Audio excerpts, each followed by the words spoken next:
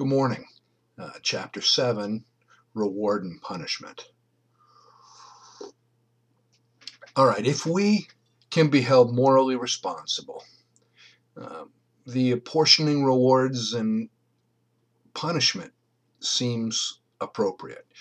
Who rewards or punishes, and the kinds of types of reward and punishment that might be thought appropriate are the concerns of this chapter. Before we begin, we're going to have to define some of the key terms. And we're going to need to specify that, at least in this chapter, reward and punishment will be discussed in relation to justice. First of all, retributive justice. People should get what they deserve, whether in reward or punishment, regardless of the consequences. Distributive justice. The distribution of good and bad on a just and fair basis. Reward, something given or received for worthy behavior. Do you get a reward for unworthy behavior? Hopefully not. Punishment, the act of penalizing someone for a crime, fault, or misbehavior. A penalty for wrongdoing. Retributivism, or the deserts theory, the act of giving people what they deserve, regardless of the consequences. Utilitarianism. Now, this is a review, obviously, but it's used a little bit differently when we're talking about rewards and punishment. And at any rate, the results theory, the act of rewarding or punishing based upon the results of the act and whether or not it brings about the greatest good consequences for the greatest number of people. Restitution, the compensation theory, the act of compensating victims for harm or wrong that's done to them. Reward and punishment in relationship to justice. Now, both reward and punishment are aspects of distributive justice. Some elements of justice. One, the treatment of human beings by other humans. It's concerned with past rather than future events.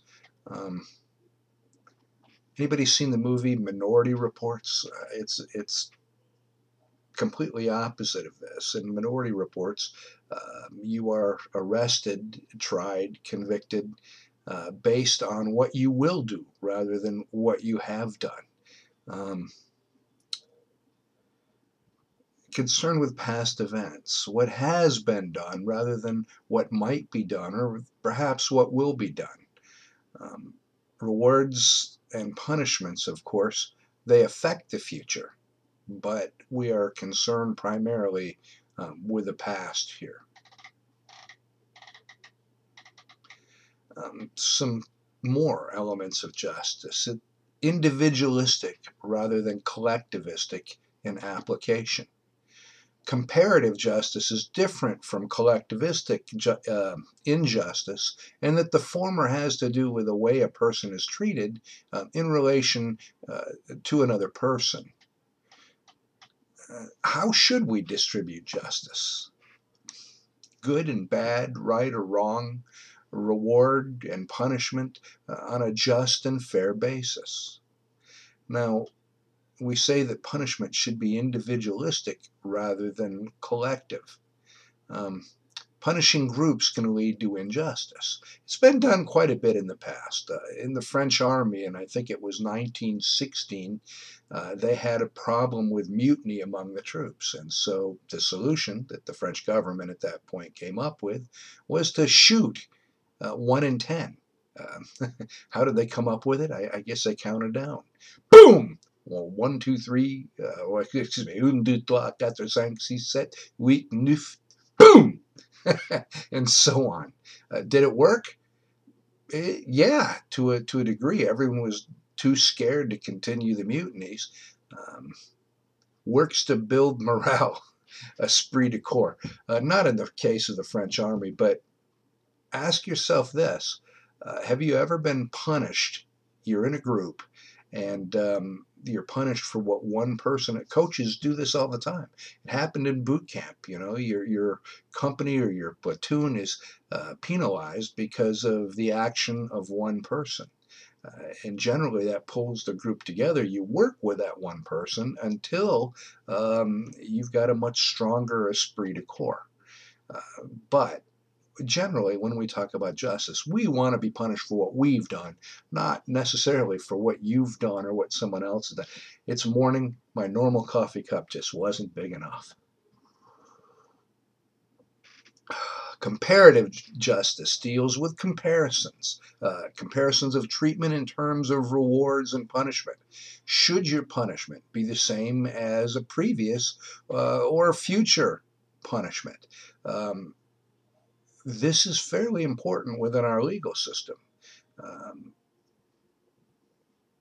we use comparisons of past cases, and punishments need to be in line with what other people are getting in relation to the crime that they've committed. Is their crime similar to yours? Then you can expect a sentence that's similar to theirs. Now let's talk a little bit about reward. There are four basic ways in which good and bad can be distributed. The first, as equally among people as possible. The second, according to people's abilities. The third, according to what they deserve or merit. And the fourth, according to their needs.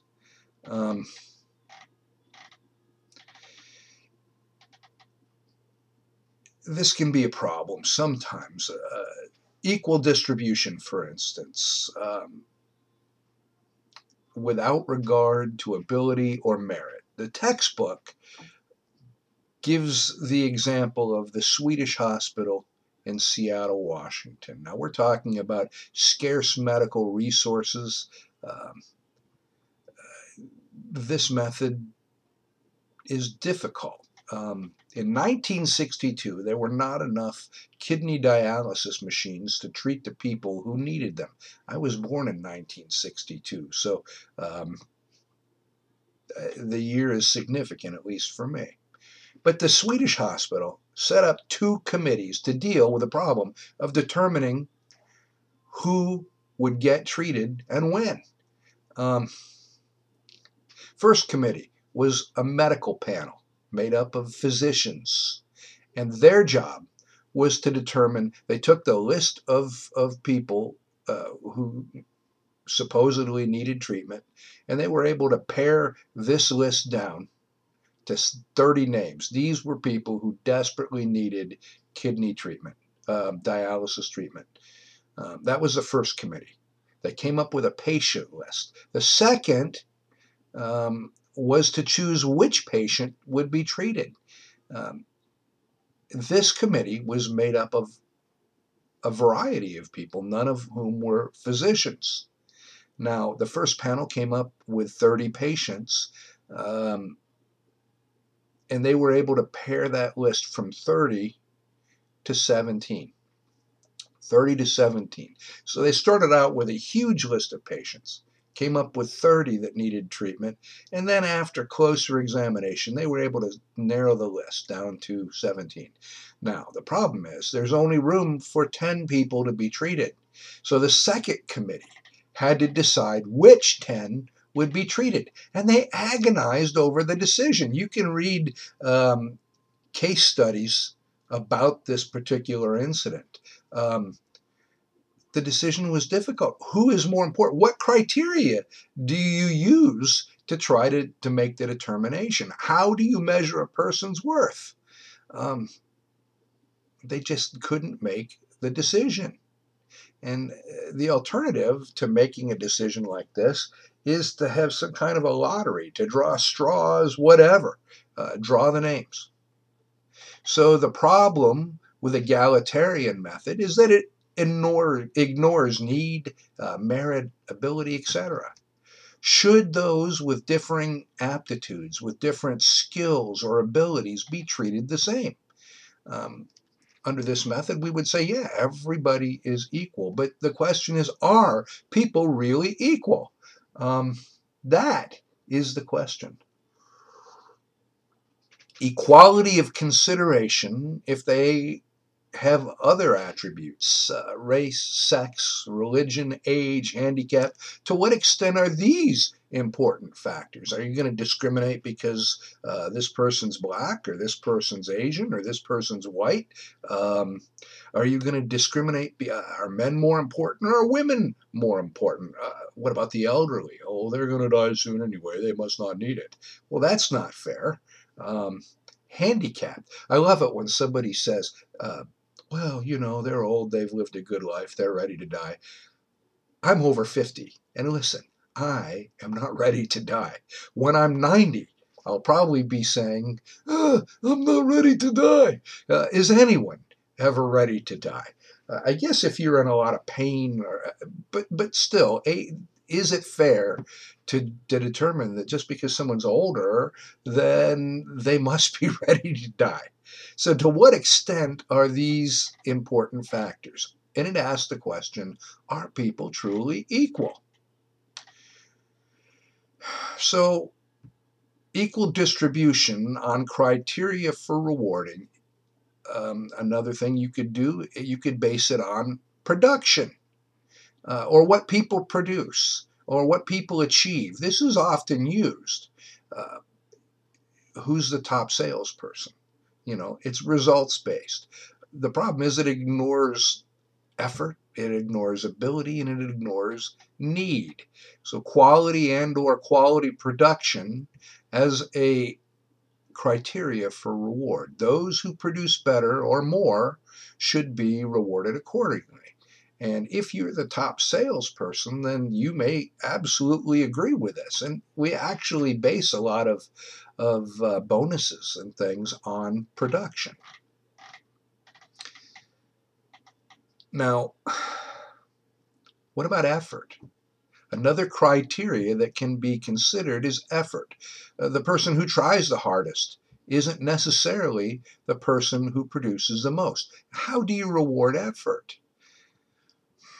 It's very difficult to measure effort. How does one distinguish between bright and dull-witted people if they're being rewarded only for effort? Ability. Ability is another way that we reward people for distribution. For instance, natural ability. There are some people who are natural-born athletes. We also need to talk about acquired ability. Should people be rewarded for simply having ability for which they had no responsibility forever? A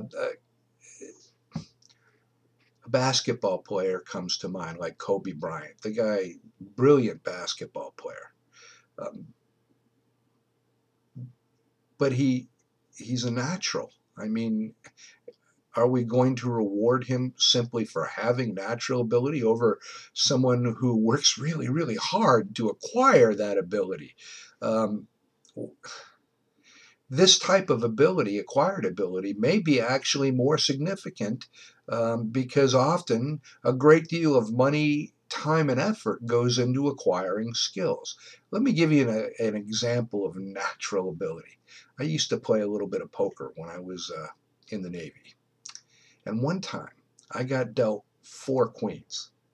Now, I didn't hold a pair or hold 3 of a kind and then draw the. I got dealt 4 queens.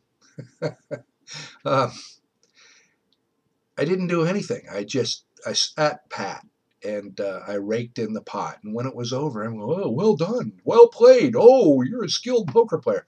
What skill is there when you get dealt 4 queens? I mean, it's just luck. And to me, that natural ability can be the same thing.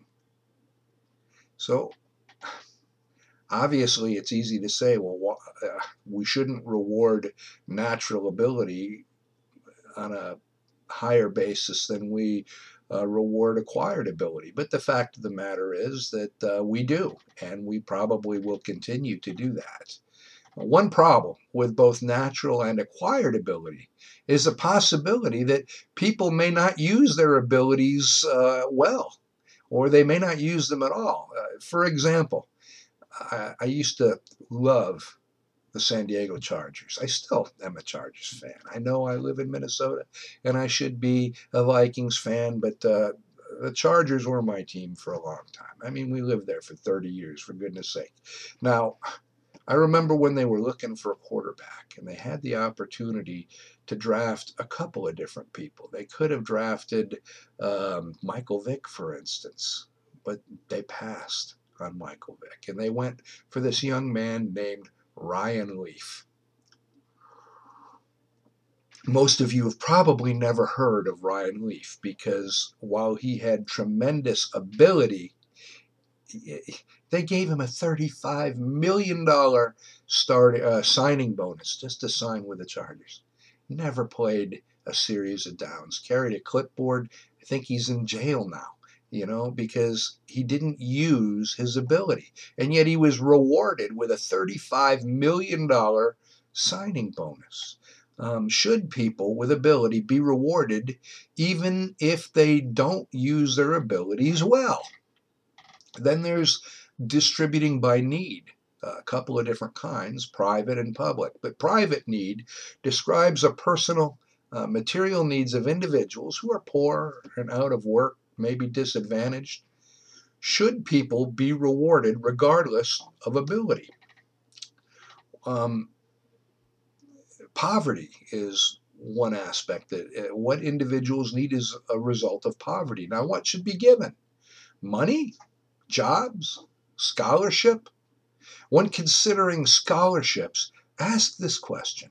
Are we going to reward the brightest or are we going to reward the neediest? Now, does this type of reward in terms of need, does this eliminate incentive? Is rewarding those in need fair to those who are talented or hardworking? Then there's public need, the system in which people are rewarded for filling the needs of the general public.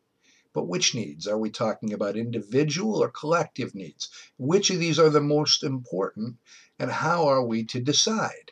Reward based on fulfilling public need. For instance, if you are taking a degree in education and you are offered the opportunity to teach in a high needs area, a very poor, poverty stricken area, and because you agree to teach for a certain period of time in this area, your student loans are forgiven.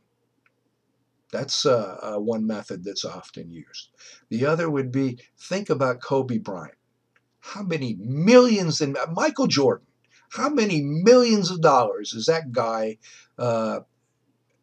gathered? Based on what? The fact that he can throw a ball through a hoop.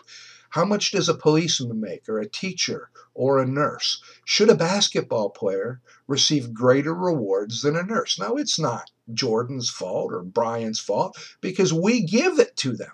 We are the ones that make this determination. I mean, we say, well, they don't deserve it, but if we didn't pay to see them play, they wouldn't receive it. And so, we can complain all we want, but the fact is it's not on them. The onus is on us. But should we reward a basketball player more than a soldier? A number of years ago, there was this huge move. Well, athletes aren't heroes. The soldiers are heroes. The sailors are heroes. The Marines are heroes. I don't hear that much anymore. That didn't last very long. People don't remember the soldier, the policeman, unless they need them. Then they remember them tremendously. Now, there are some other criteria when it comes to determining reward. Long and expensive training in a profession. How long does it take to become a doctor? 4 years of undergraduate, 3 years of medical school, a year of internship, 3 or 4 years of residency, another few years as a fellow. That's a lot of time and investment and money that's spent learning your profession. How about jobs or professions requiring expensive equipment. Does it cost a lot to go to the dentist? Sure it does, because their equipment cost a lot to use. Um, it's not like you can, get your dental work done in the average kitchen chair. I suppose you could. I wouldn't want to.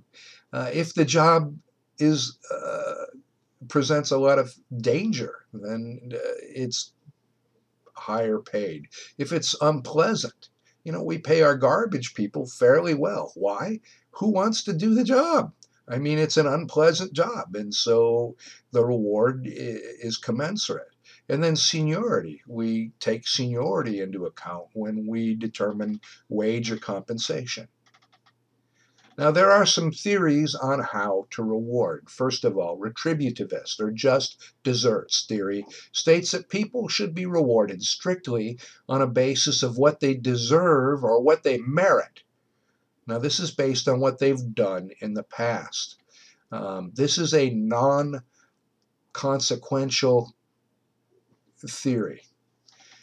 Utilitarian is a consequential theory. And it would reward on the future good consequences of rewarding. All right, John Rawls. The text talks about John Rawls. He lived from 1921 to 2002.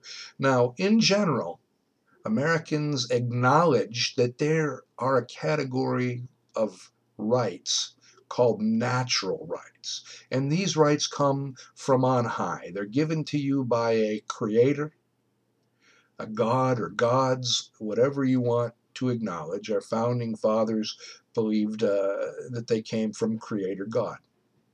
These rights aren't given by a government. They are natural rights. And since they're not given by a government, they cannot be taken away by a government. It comes down even in our Declaration of Independence that we hold these truths to be self-evident, right? And what are these truths? Life, liberty, and the pursuit of happiness. Not happiness itself, but the ability to pursue happiness. Now, in the tradition from John Locke to Robert Nozick, human rights have been seen as natural rights, that is, handed down from on high rather than bestowed by a ruler or a government. Again, our Declaration of Independence is founded on this principle. Now, John Rawls did not acknowledge this. Rawls felt that these rights, or types of rights, are given not by a creator, but they are endowed by a just society. Rawls believes such rights are given to humans by a just society and developed behind what he called a veil of ignorance. Now, this is what he means. We must know how such principles would shape society without knowing our specific position within that society. We must establish such principles without regard to anyone's position. This would allow us to set up principles for fairness and justice for all without regard to specific talents, inclinations, social status, etc. So one might say that the veil of ignorance is a way of looking at society in a neutral manner. He had two basic principles that he developed. The first was the equality principle. Each person has equal rights to maximum liberty, compatible with the same amount of liberty for everyone else. And the difference principle. Inequality is permissible if it's to everyone's advantage. Now,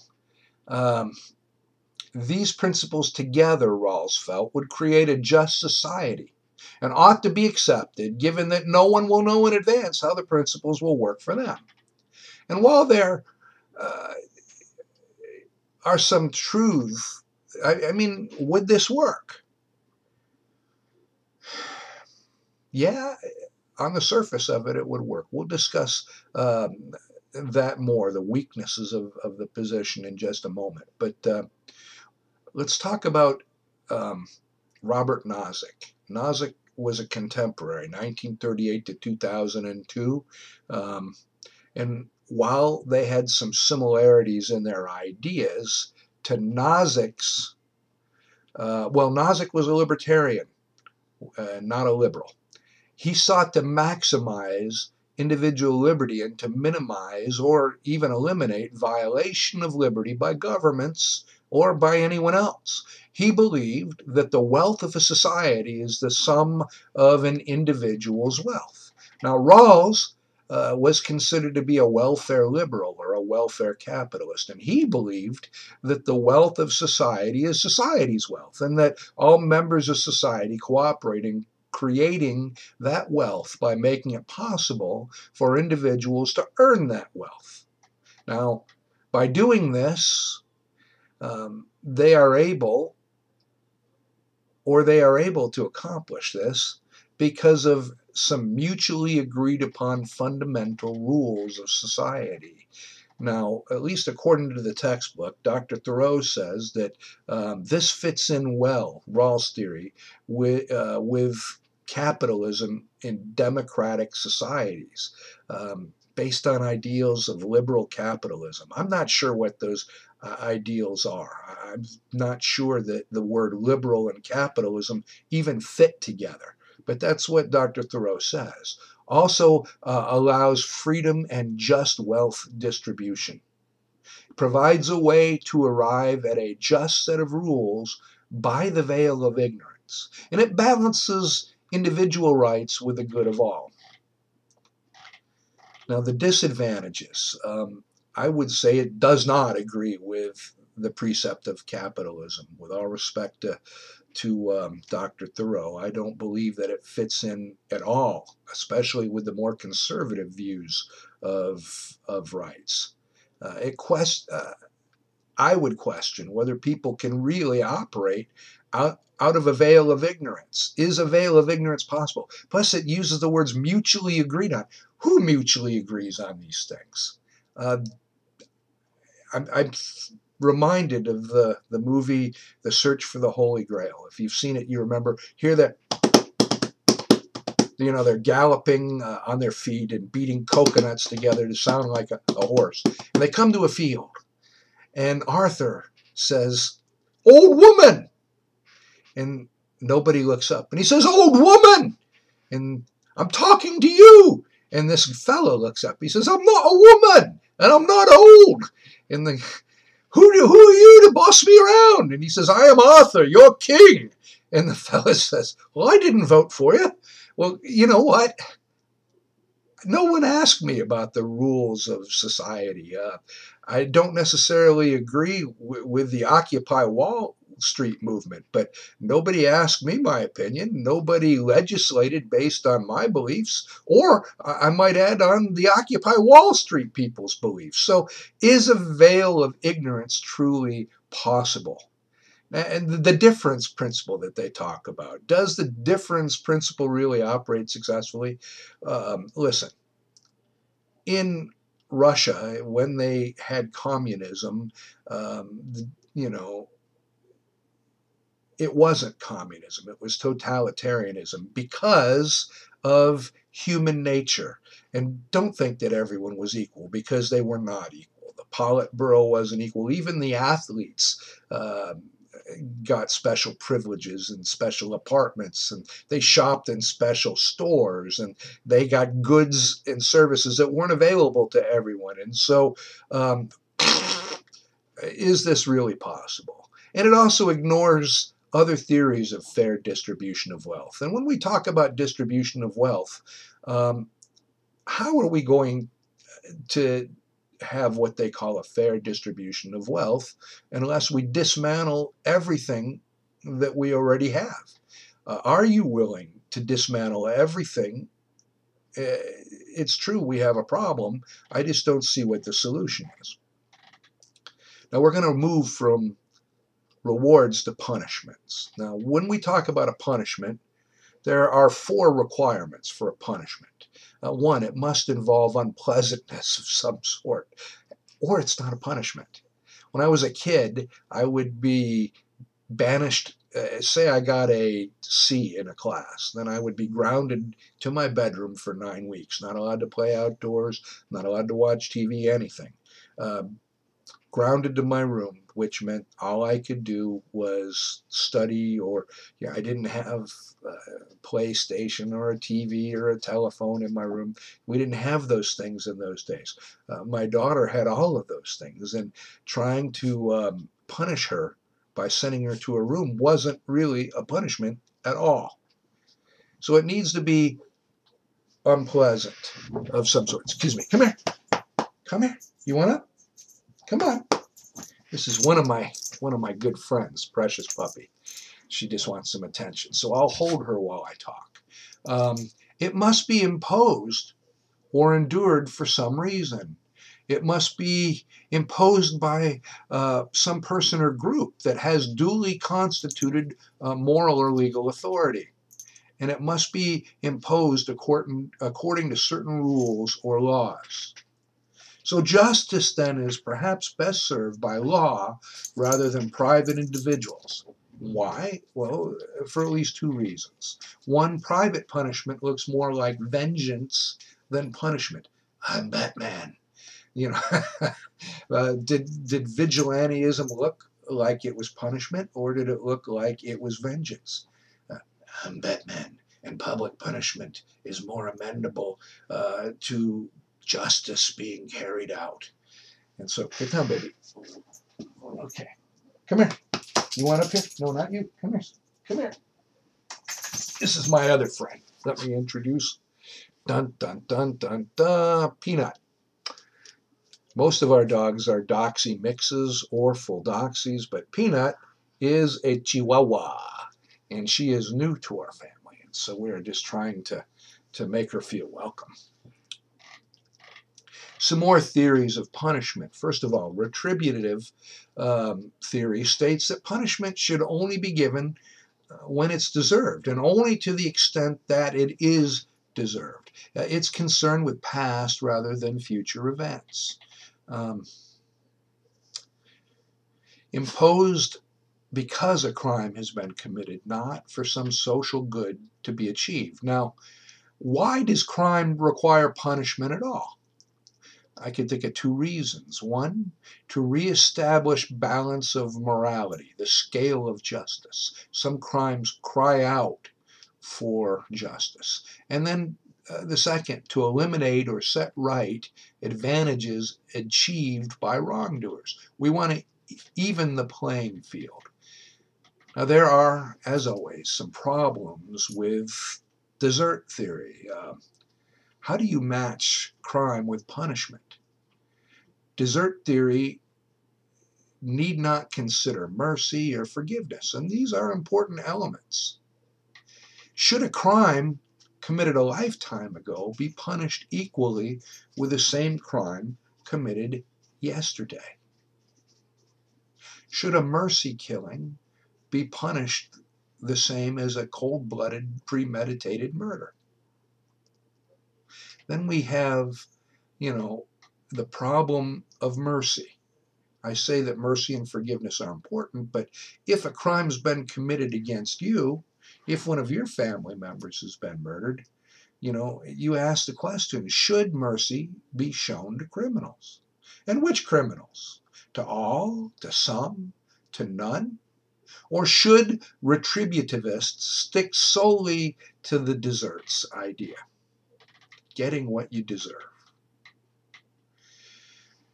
There is a problem within this theory of determining the seriousness of offensive and punishment. What are the most serious offenses and punishments? We call these capital crimes, murder, some types of kidnapping, treason, although that hasn't been, upheld in a very long time. But it differs from culture to culture. In some cultures, theft is punished with a loss of your right hand. That is significant, not just in the loss of your hand, but because in a communal society, you all eat from the same pot. and you use your right hand. Your left hand is your toilet hand. So by taking somebody's right hand, essentially, you're not just taking their hand, but you're making them an outcast. They can no longer live in society. And what offenses deserve what punishments? We talk about three strikes law. When I was young, I was all for the three strikes law. Three felonies. If you haven't learned by the third one, obviously you deserve to be in prison for life. But should someone be deprived of liberty for life because they've stolen a car 3 times? Should they? Maybe you think that they should. I'm not sure that I would agree anymore. Deserts theory talks about the old biblical ideal of an eye for an eye. But the problem with that is it is the mirror image theory. The punishment actually mirrors the crime, which begs the question, do two wrongs make a right? I'm not sticking up for capital punishment or saying that it's right or wrong or anything. I'm just saying an eye for an eye is a very touchy concept for many people. Punishment should be suitable. It should be appropriate for the crime. Now, away from retributivist theory, we'll go to utilitarian theory. Now, it is based on results, future-oriented, and given in order that rather than because of. Two sanctions that can be used. Internal, which is directed to conscience, to guilt, to shame, and external, laws or penalties that are imposed. Now, these sanctions are justified under this theory by the good consequences or the results that they'll bring about. But I ask you, should punishment bring about good consequences for the offender? We tend to aim at rehabilitation and reform in our prison system. It's not so much of a vengeance-based system, although there is that element that's imposed. But we tend to want to rehabilitate. But this brings about good consequences for the offender. I mean, talk about health care. Someone in prison gets health care benefits, whereas there are many people, some of you who are watching this, who may not have health benefits. So what do you need to do? Go commit a felony in order to have health benefits? And yet, on the other hand, if we deprive someone of their liberty, are we not responsible to provide health care for them? Now, the good of society, we're talking about deterrence here as well. Some criticisms of utilitarian theory are that there seems to be no conclusive proof or evidence that punishment of one person deters anyone else from committing crimes. If this were the case, for instance, Texas has the fastest capital punishment system in the country, and yet people commit murder in Texas all the time. And so does deterrence work? Well, you could argue it works at least against one person, the offender. They're not going to be a repeat offender, but punishment or punishing deterrence uses the offender as a means to an end. And if you are a non-consequentialist, then you must have a problem with that. Kant says that people are never to be used as a means to an end. They are an end in themselves. And then there's the problem with punishing the wrong person. It happens all the time. It's not necessarily concerned with justice. It's more concerned with social engineering. Another theory of punishment is called restitution or compensation. This theory holds that if justice is served only if victims are granted restitution for crimes committed against them. But this begs the question, who's the crime actually committed against? Is it against an individual or you, or is it against the state? Has the crime been committed against all of us? How do you give restitution for a violent crime? How much money makes up for the loss of a daughter or a son or a spouse? If we allow restitution, doesn't this give an advantage to someone who's wealthy over someone who's not? I mean, commit a crime, just pay a penalty. If you're wealthy, so what? Just keep on committing rape, keep on doing whatever, because all it's going to cost you is money. Um, how can older sick offenders compensate their victims? And restitution doesn't distinguish between intentional and unintentional injury or harm. Now, Thoreau correctly, I believe, says that none of these systems seem very satisfactory in and of themselves. So we need to synthesize them. We need to go across the board and use all of these. We need to combine them. No one who is innocent should be convicted or punished despite any good consequences coming from the punishment. People must truly deserve any punishment that they should get. It should fit the crime, and it shouldn't be excessive. Of course, more serious crimes would require more serious punishments. So, under the desert theory, under retributivism, desert or merit reward, but not exclusively. Innocent shouldn't be punished. Punishment should fit the crime. Under the theory of utilitarianism, for instance, modify or moderate rewards or punishment according to usefulness, especially those that seem overly harsh or unfair. And restitution can certainly bring about good consequences to the most deserving victims. And sometimes, under certain circumstances, it really helps the victim. If it can help them get over what they've done and rehabilitate. And then the book has a section on human rights. Not a large section, but the promotion of human rights is a widely accepted project. The concept of a right is powerful because it allows the bearer to make claims on others. And the importance of contributions of human rights to civilization cannot be underestimated. But here's the problem that I see. Rights, if we say that we have the right to life, liberty, and the pursuit of happiness, and we say that that is a natural right, is that just a natural right for Americans, or is that a natural right for everyone? Do rights know boundaries? Do they know jurisdictions? Then to what degree should we try to ensure that everyone has these rights? Are we able to force our idea on other people, on other cultures? None of the results are satisfactory. If we say no, we can only police our own culture, then we're reducing the power of the idea of a right to something that's limited to these abstract boundaries on a map. Is it possible to say that,